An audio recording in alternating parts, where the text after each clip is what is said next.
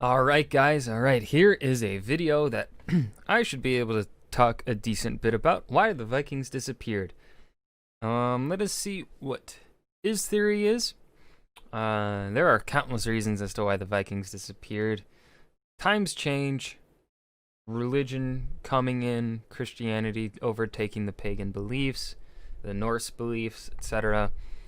That changed from more of that clan structure to more unified government / monarchies, more interconnected medieval world where, kind of raiding was kind of coming out of fashion somewhat, la la la.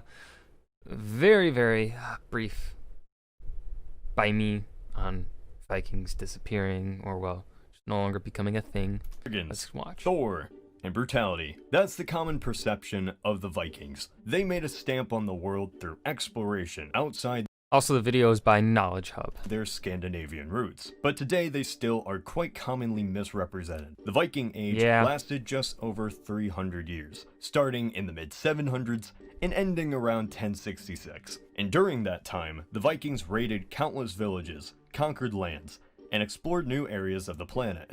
It's basically common knowledge that their culture has been somewhat misrepresented in the past. No, they didn't have horns on their war helmets, and they didn't all have massive beards. Except massive beards are pretty cool, so I'm fine with that misconception because they look cool. If something looks cool, if it's historically inaccurate, but it still looks really, really cool and is plausible, I'm fine with it. In all honesty, though, we don't really know that much about what they were really like. Yes. They weren't too fond of writing their history. True. And their societies were spread so far apart that authentic Viking writings of their culture and life are far and few between. Nearly everything of what we know about them is from accounts of their enemies, or written centuries after the Viking Age ended. Today Yes, very true. A lot of the writings we do have on the Vikings, I think, primarily come from England. And obviously the Christian English, or Christian Anglo-Saxons, are not going to have a positive thought or viewpoint on the Viking invaders. Because the Vikings were killing them, taking them captive, taking their land from them to put their own people there to farm, etc., blah, blah, blah. Yeah, you're not going to have a positive viewpoint of those kinds of people. I wanted to give a quick overview of who the Vikings were, what they did, and why they disappeared. Vikings were Nords. They originated in Scandinavia and were mostly focused on raiding and exploring new lands.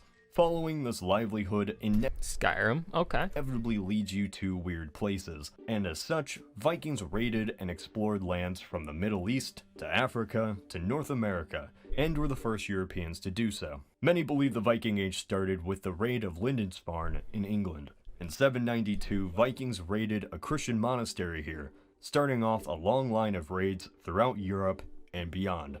Vikings had already raided locations, but this particular event really kickstarted the identity Vikings would build up. Christians had quite a bit of animosity towards these polytheistic pagans, and raiding a monastery didn't help. Viking history effectively does become a series of raids and explorers for the next few hundred years, and considering just how widespread these people traveled, it isn't too surprising in the end the culture fizzled away. The exact cause for Vikings traveling the globe can't really be pinpointed. Some argue it was to escape forced conversion to Christianity by Charlemagne, which would align rather nicely with the advent of the Viking Age. This would be a large part of the Saxon Wars, affecting Germanic people. I could see that. Yeah, that's totally acceptable and believable as one of the causes.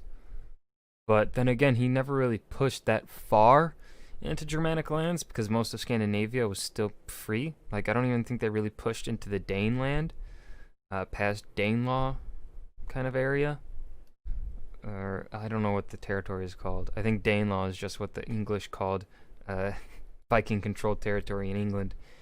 But yeah, there was a certain point where the Charlemagne did not push past. At the same time, some argue that since Vikings gave their first sons all acquired land, younger sons ventured off to gain their own property. Of course, a multitude of reasons could exist. Maybe it was just a byproduct of constant raiding. We won't know for sure, considering the lack of authentic evidence. Yeah. Longships represented as the choice vessel for the Vikings is pretty accurate, albeit a bit less ornate. They were the pinnacle of ships at the time, and contributed to the Vikings' vast expansion. They did cross the Atlantic hundreds of years before other Europeans. The combination of oars and sails made the ships remarkably versatile. In open sea or ocean, the sails were to be used exclusively, and oars would be used near coastal areas, or just for boost in speed.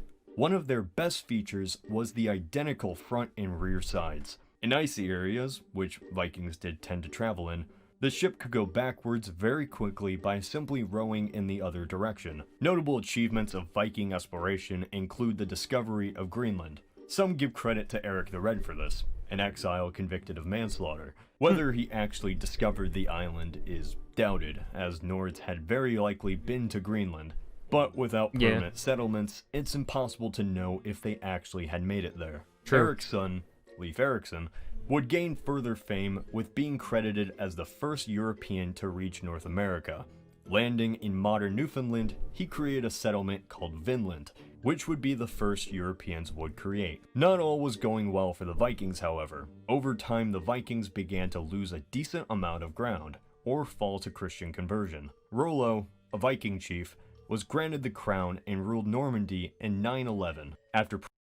For those that are Vikings fans, you know who the man Rollo was. Promising the French king he would convert to Christianity and keep other Vikings out. Slowly, the Vikings' culture and religion began to phase out of existence, as they lost land and many converted to Christianity. This conformity more or less was what effectively ended the Viking Age, but many regard one final event as the ultimate conclusion. Earl Tatsig Godwinson was exiled from England after a rebellion following a rather poor attempt at ruling Northumbria.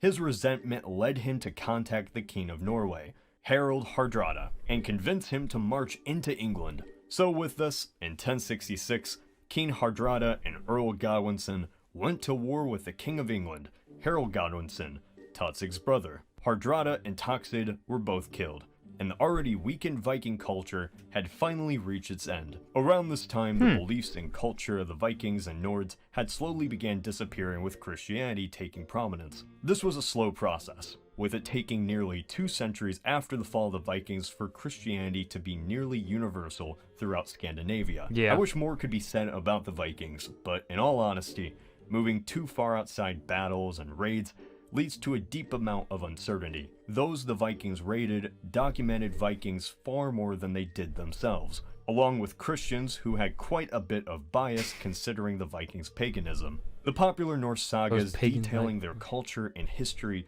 were created after the Viking Age had ended, complicating the legitimacy of some stories. As for Norse mythology, I would love to detail it, but I feel it deserves a full video of its own. Great video.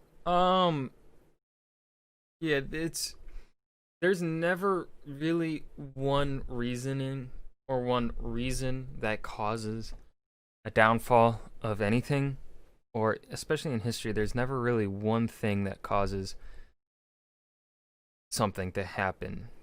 Or, usually it is a multitude of causes that build up that cause things to happen.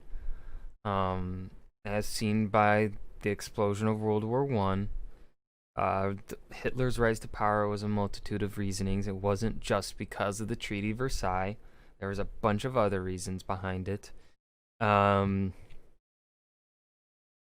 The rising tensions of the Cold War, there's not just one reason there as well. There's multiple.